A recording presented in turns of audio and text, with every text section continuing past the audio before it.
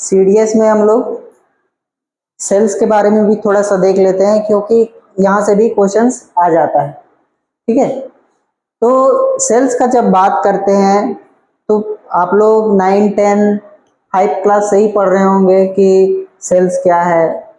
तो सेल्स को बोला जाता है कि जैसे एक घर बनता है ना, तो घर में सबसे छोटा यूनिट होता है हम लोग का ईंट। तो हम लोग का बॉडी में वैसे ही सबसे छोटा यूनिट होता है हम लोग का सेल। तो इसको बोला जाता है basic structural and functional unit of life. Cell को क्या बोला जाता है? Basic structural and functional unit of life. अब ऐसा क्यों बोला जाता है बेसिक? मतलब छोटा छोटा चीज से मिलके एक पूरा ऑर्गेनिज्म तैयार हो रहा है। जैसे हम लोग का एक छोटा छोटा ईंट को जोड़ के पूरा हम लोग का घर तैयार होता है, वैसे ही छोटा छोटा सेल्स जब मिलियंस ट्रिलियंस में रहते हैं तो उससे बनता है एक body, living body, living organism. अब सेल का जब बात किया जाए तो शुरू में हम लोग को पता नहीं था कि हम लोग का बॉडी में सेल्स भी होता है बोल के, है ना। तो इसको खोजने वाला, इसको देखने वाला और यहाँ से क्या क्या हम लोग को सेल्स के अंदर क्या क्या होता है उन सब के बारे में जानने के लिए इस लेक्चर में मिलेगा। तो शुरू करते हैं। अब क्योंकि हम लोग को सेल्स को देखना है, तो सेल्स को देखने से पहले हम लोग को कुछ ऐसा इंस्ट्रूमेंट चाहिए जो उतना माइक्रोस्कोपिक लेवल तक देख सके। इसीलिए हम लोग एक डिस्कवर किए ह्यूमन काइंड, जिसका नाम था माइक्रोस्कोप। एक ऐसा इंस्ट्रूमेंट जो उसके अंदर तक देख सकता है, उसका अंदर का चीज बता सकता है कि वो क्या है।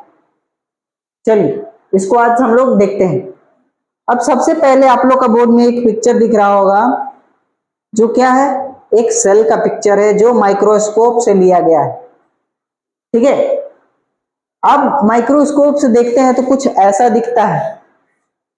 कंपार्टमेंट टाइप दिख रहा है ना आप लोग को, अलग अलग कंपार्टमेंट टाइप।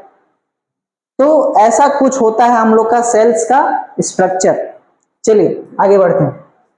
जब हम लोग देखते हैं कि मतलब ये क्या चीज का पिक्चर है, ये एक लंग का टिश्यू का पिक्चर है।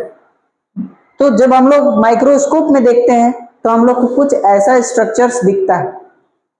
ठीक है, ये लंग का स्ट्रक्चर है, लंग का टिश्यू का स्ट्रक्चर है जो हम लोग नेकेड आई से नहीं देख सकते। इसको जूम किया जाता है माइक्रोस्कोपिक लेवल तक, 10x, 40x, 100x करके, तो हम लोग को कुछ ऐसा स्ट्रक्चर्स दिखता है। अब ऐसा बताने के लिए हम लोग के पास वो इंस्ट्रूमेंट होना चाहिए, उसको डेवलप किया गया। तो धीरे धीरे हम लोग को पता चलना शुरू हुआ कि सेल्स के अंदर भी कुछ स्ट्रक्चर है, उसके अंदर भी बहुत सारा मशीनरी है जो पूरे सेल को जिंदा रख रहा है। तो इसीलिए हम लोग सेल को बोलते हैं बिल्डिंग ब्लॉक ऑफ लाइफ, क्योंकि वो खुद में एक लिविंग है, फंक्शंस कर रहा है। बेसिक स्ट्रक्चरल, उसका खुद का स्ट्रक्चर है और फंक्शनल यूनिट ऑफ लाइफ, खुद से फंक्शन कर रहा है। इसीलिए इसको बोलते हैं structural and functional unit of life. अब इसको देखने के लिए हम लोग लाइट माइक्रोस्कोप का यूज किए। ठीक है, अब कैसे कैसे करते थे वो चीज समझते हैं। तो सबसे पहले जब हम लोग बात करते हैं कि सेल क्या है, तो सेल को बोलते हैं हम लोग basic structural and functional unit of life, चाहे लिविंग ऑर्गेनिज्म, चाहे building block of all organisms, यही बोलते हैं ना। पता चल गया क्यों बोलते हैं? खुद का स्ट्रक्चर होता है, खुद में कैपेबल होता है कि फंक्शन कर रहा है, और इसीलिए इसको बोलते हैं हम लोग structural and functional unit of life. चलिए आगे बढ़ते हैं।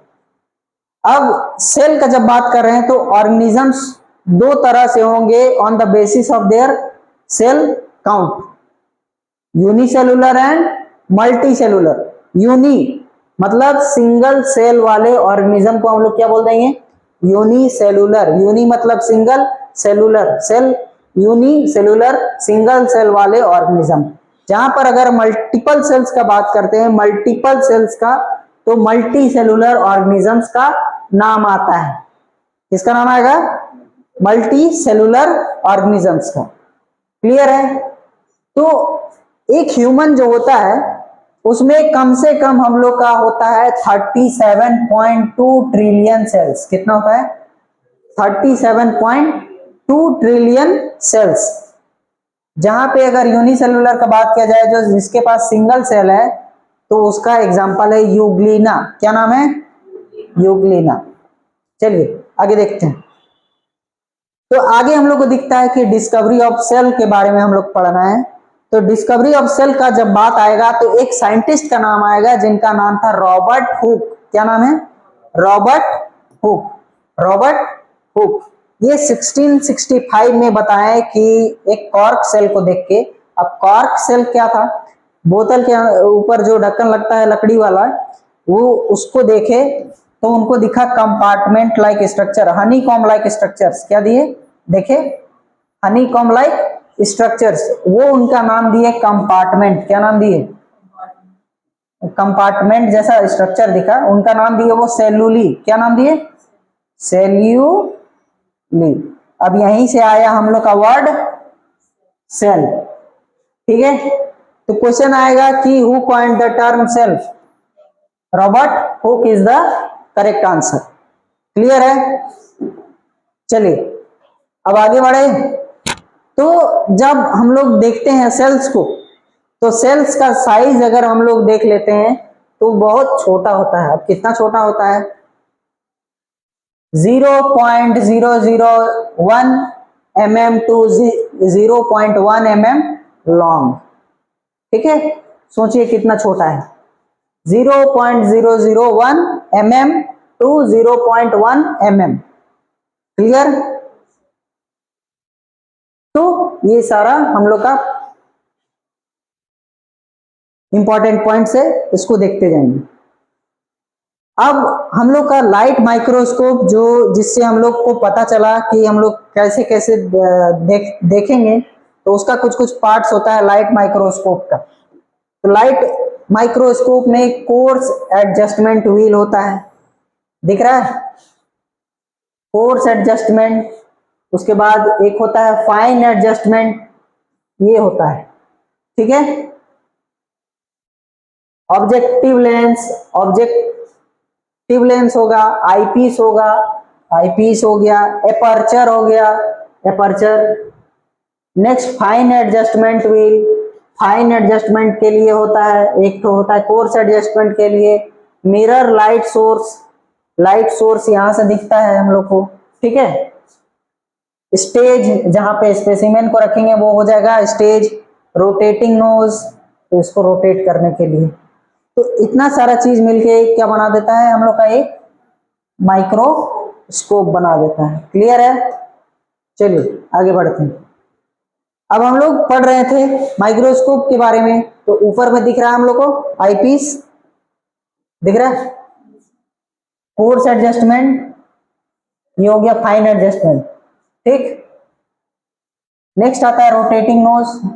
ये घूमता है, इसमें अलग अलग लेंस लगा होता है, एक तो 10x, एक तो 40x, एक तो 100x। ठीक, ऐसे कर करके इसको बोलते हैं हम लोग ऑब्जेक्टिव लेंस। ऑब्जेक्ट को देखने के लिए है तो ऑब्जेक्टिव लेंस। ये हो गया स्टेज, ये हो गया एपर्चर, और ये हो गया मिरर या लाइट सोर्स। क्लियर है? चलिए अब कैसे कैसे इसको एडजस्ट करते हैं। पहले हम लोग लाइट को पास होने के लिए स्टेज में एडजस्ट करते हैं, और उसके बाद स्टेज में स्पेसिमेन को रखते हैं। उसके बाद लेंस को टिल्ट करते हैं।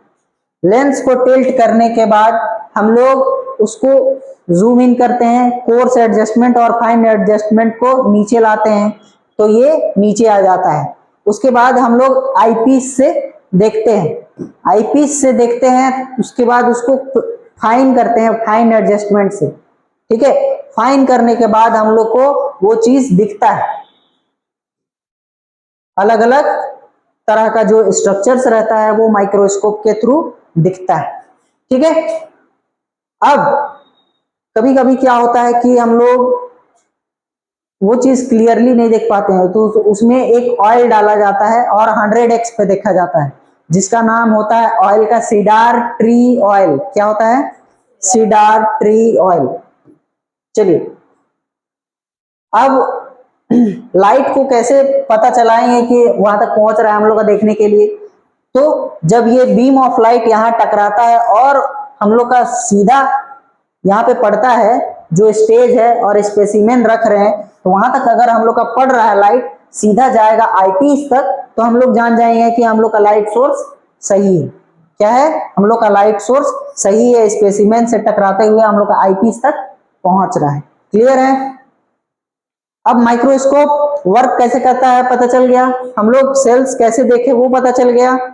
ठीक है, चलिए अब हम लोग एक क्लास 10 में एक्सपेरिमेंट देखे थे कि ऑनियन सेल्स का निकाल के छिलका को और उसको माइक्रोस्कोप के अंडर देखते थे सैफरनिन में डालकर, है ना?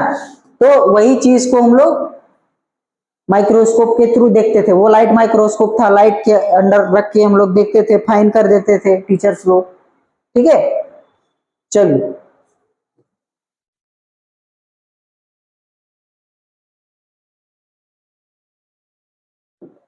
तो इतना सारा चीज होता है एक लाइट माइक्रोस्कोप में और सेल्स में। आगे के क्लासेस में हम लोग इस चीज को और डीपली समझेंगे। क्लियर है? चलिए ठीक है, मिलते हैं।